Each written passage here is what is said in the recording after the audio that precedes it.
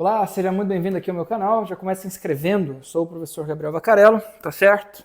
E além de se inscrever, ative o sininho, porque é uma alegria ter você por aqui. Tá legal? Então, muito bem, eu quero hoje tratar de um assunto e esse vídeo será relativamente curto, porque eu quero dar apenas um conselho, tá certo? Por isso que eu estou fazendo este vídeo aqui, para dar-te este conselho. Tem um livro que é um dos meus favoritos, assim, acabou se tornando um dos meus livros favoritos. Eu li o ano passado, apenas, imagina, só o ano passado eu tive, né, contato com essa obra maravilhosa. Havia, na verdade, já ouvido falar a respeito dela por muitas pessoas assim que são brilhantes, de fato, autoridades em assuntos muito importantes para mim, e que haviam comentado a respeito deste livro, sob perspectiva veja só, da aura espiritual que envolve esse livro, né, católica, evidentemente, e também do modo como as pessoas são representadas na obra, né, ali por seu autor, são assim fantásticas, né, e como o matrimônio é colocado dentro dessa obra. Eu estou falando de Promessi Sposi, ou Os Noivos, na tradução mais comum do título da obra, que fora escrita por Alessandro Manzoni, tá bem? Lá no século XIX, né? E que retrata, é uma espécie de romance histórico, né? Que trata de alguns fatos históricos do século XVII.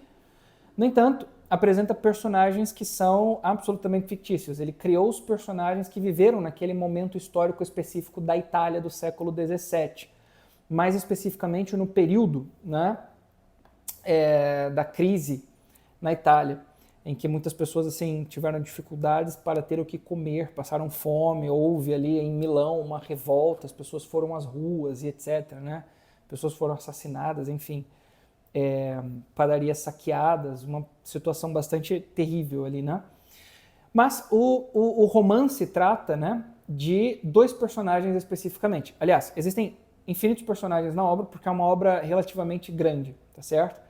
Mas dois personagens se destacam, são os protagonistas da obra. São eles Renzo e Lúcia, tá certo? Lorenzo e Lúcia. E esses dois personagens estão, como diz o título da obra, noivos, tá certo? E eles deveriam se casar, no entanto, acontecem algumas situações ao longo de toda a obra que os impedem de se casar no momento em que o matrimônio estava marcado. De fato, eles deveriam se casar logo no início ali da obra, né? O casamento estava marcado, o padre estava pronto para celebrar o matrimônio de ambos. No entanto, aconteceu que Dom Abbondio, o padre, né, o pároco ali do pequeno vilarejo onde eles vivem, que enfim, o responsável pela cerimônia do matrimônio dos dois, acaba que é ameaçado por alguns capangas de um sujeito rico e ao mesmo tempo muito maligno, né? Maléfico, malvado, um sujeito que só se importa consigo mesmo, que são os próprios interesses egoístas, chamado Dom Rodrigo. Rodrigo ele é um sujeito que de fato é motivado por uma maldade intrínseca, né? Está entranhada ali no seu coração. Ele não ama Lúcia de maneira nenhuma, né? Ele não é um sujeito que está apaixonado por ela, enfim. Ele simplesmente faz uma aposta com um primo seu e deseja se casar com ela por ocasião dessa aposta. Então ele ameaça o padre para que ele não celebre o matrimônio de Lúcia e Renzo, para que ele consiga levar Lúcia para sua casa, numa espécie de sequestro que conduziria ao matrimônio, assim por diante, né? E então os dois personagens vivem algumas desventuras por ocasião disso, porque são camponeses muito simples. Ele tem um pedacinho de terra ali que ele cultiva, é daí que ele tira o seu sustento. Tem ali os seus funcionários que o ajudam, né? Então ele não é tão, vamos dizer, tão pobre assim, mas ele tem alguma condição, mas não é longe de ser rico. E Lúcia, assim, simples, camponesa, o pai faleceu, vive com a mãe e assim por diante. Uma situação bastante complicada. E acontece que, então, eles vão se casar, um casamento simples, vão viver juntos e etc. Depois do casamento, né? Essa é a perspectiva deles, uma vida muito simples, tranquila no campo. No entanto, Dom Rodrigo impede, né, que isso aconteça e acaba gerando uma infinidade de confusões ali no meio da história. Mas existe um elemento da história a respeito do qual eu queria comentar aqui, e é essa dica que eu queria dar para vocês, porque eu tenho meditado um pouco sobre isso depois de uma direção assim, né, que o meu diretor espiritual me deu, e eu acredito que possa ajudá-los bastante. Eu estou mostrando a imagem da história de Renzo e Lúcia porque eu de verdade acredito que as imagens são muito poderosas, né? Meu diretor espiritual me dizia o seguinte, né? Veja, tem um hábito que a gente precisa cultivar, que é o seguinte, de ao longo de todo o dia, durante o trabalho, durante, enfim, todos os seus afazeres mais comuns, trazer Deus para o momento presente, através de uma pequena ejaculatória, através de uma oração, de uma recordação simples, com uma breve oração, né, assim, emitida pelos lábios, num som, assim, às vezes quase emudecido, mas ao mesmo tempo como uma espécie de oração, fazendo o presente, recordando-se de sua presença, pedindo seu auxílio, consagrando-se a Ele para que tudo seja feito para a sua glória. Mais do que isso, para que Ele te auxilie a crescer em santidade através de tudo que você está fazendo. E mais do que isso, para que Ele te sustente nos momentos de tentação, para que você não caia, para que Ele esteja sempre junto de ti e não te permita vacilar e etc, etc, etc. Ou seja, na verdade são infinitas as finalidades, mas a essência da coisa é, ao longo de todos os momentos, rezar e lembrar-se de Deus. E eu fiquei pensando, puxa vida, meu diretor espiritual me falou de uma pequena ejaculatória, que eu posso rezar em algum momento, né? Como adveniat regnum tuum, né? Venha a nós o vosso reino, ou o que quer que seja nesse sentido, né? São infinitas as ejaculatórias, né? Ou, por exemplo, citando São Jerônimo, né? Gratias, no meu caso, por exemplo, né? Gratias tibiago domine, quia de amaro semine literarum dulces fructus capio. Graças te dou, ó Senhor, porque dos amargos,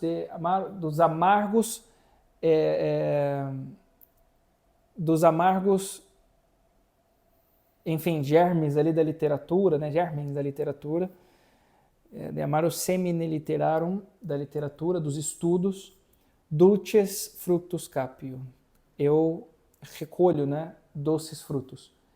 Das sementes amargas dos estudos, eu como que colho doces frutos. Esse é o ponto. Então, ao longo dos meus estudos, eu vou rezando tudo isso. Eu me lembro que no antigo escritório eu tinha essa pequena ejaculatória assim sobre a mesa, né, escrita. Eu havia escrito a caneta, deixei assim em cima da minha mesa e ia rezando, né? Ao longo do dia, lia e relia e rezava com isso e assim por diante. Mas eu pensei em outras formas também, e que inclusive eu utilizo aqui. Por exemplo, meu plano de fundo do computador é Santo Tomás de Aquino. Eu tenho ali num quadro o julgamento de Salomão, quando ele esteve diante daquelas duas meretrizes, né? Uma que dormiu e matou o bebê sufocado, e a outra, né, cujo bebê estava vivo ainda, só que foi trocado com aquela que sufocou o bebê. E aí ela se apresenta diante do rei Salomão para que ele diga, né, de quem é o bebê, ou o que deve ser feito daquela situação, porque elas estão no impasse. E aí ele diz, então corta o bebê no meio e dá metade para cada uma, né? E aí aquela que matou o seu bebê e roubou da outra diz isso, né? E a outra, que é a mãe do bebê, diz, não, dá para ela. Não corta meu bebê no meio de maneira nenhuma, pode dar para ela ele inteiro. E ele diz, né? Então, não corta no meio, entrega para essa daqui, porque certamente essa é a mãe. De maneira nenhuma que uma mãe permitiria cortar o seu bebê ao meio, né? Que é uma prova da sabedoria de Salomão. Tá ali o julgamento de Salomão, tem ali Nossa Senhora com o bebê, né? O menino Jesus no colo, assim, aconchegante, né? Assim, bem... que demonstra uma espécie de ternura, né?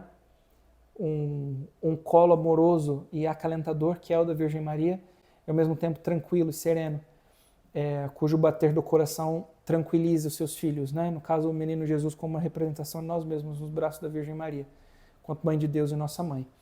E ali também São José, brincando com o menino Jesus no seu colo, né? São José é um pouco mais idoso, como um símbolo de sabedoria, tendo o menino Jesus em seus braços, brincando com ele, né? Como um bom pai, uma expressão de sua paternidade em relação ao nosso Senhor, e também alguém a quem nós devemos nos devotar por ocasião de sua sabedoria, do seu cuidado ao menino Jesus, né? E do seu saber lidar com a formação de alguém, né? Mesmo sendo pai adotivo. Então, por isso precisamos nos consagrar a Ele, pedir sua devoção. Então, além dos elementos oracionais, como uma ejaculatória, elementos externos, como imagens, quadros, assim por diante, nos ajudam também a lembrarmos-nos do centro da nossa existência, do coração mesmo, né?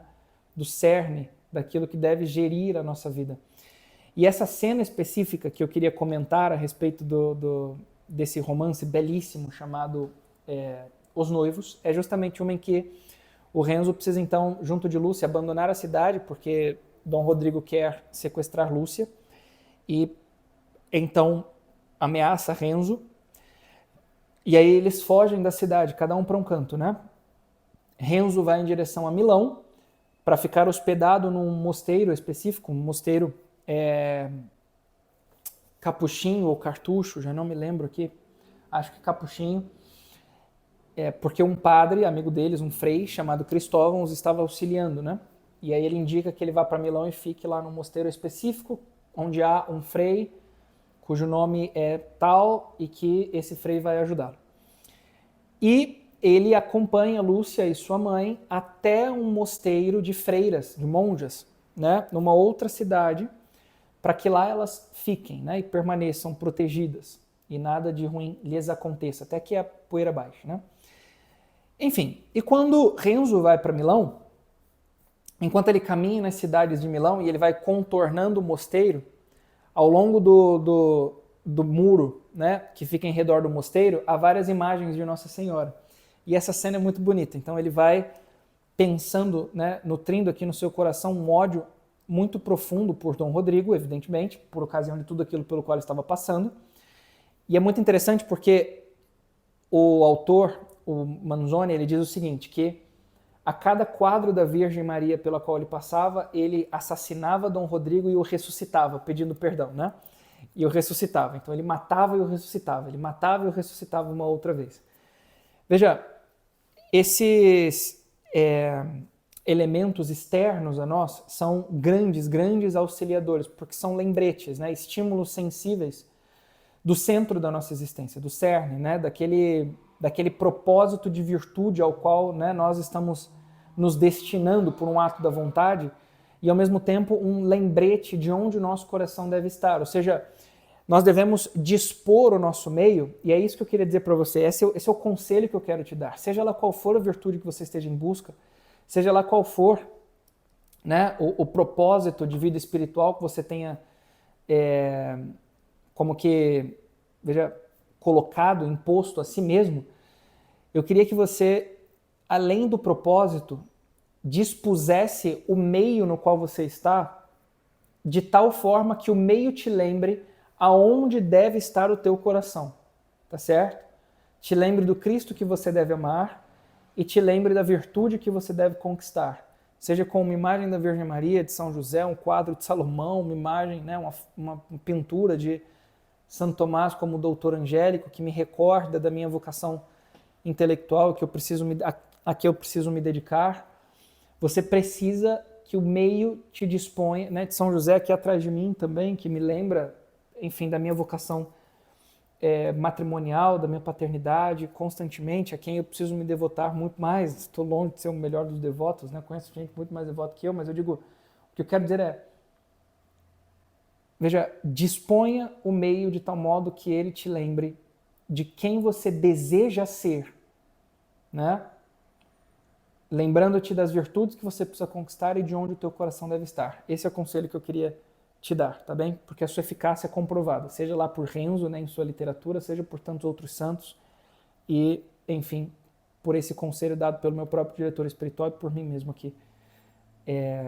Enfim, tá bem? Então, era isso. Muito obrigado pela tua atenção, espero que faça isso aí. De fato, se isso te ajudou em alguma coisa, comenta aqui embaixo, os comentários me ajudam muito, porque faz com que o vídeo aqui no canal chegue a muito mais pessoas. Tá certo? Deixa tua curtida, bota o joinha aí, compartilhe com os teus amigos e nós nos vemos na próxima, tá bem? Tchau, fica com Deus, um abraço.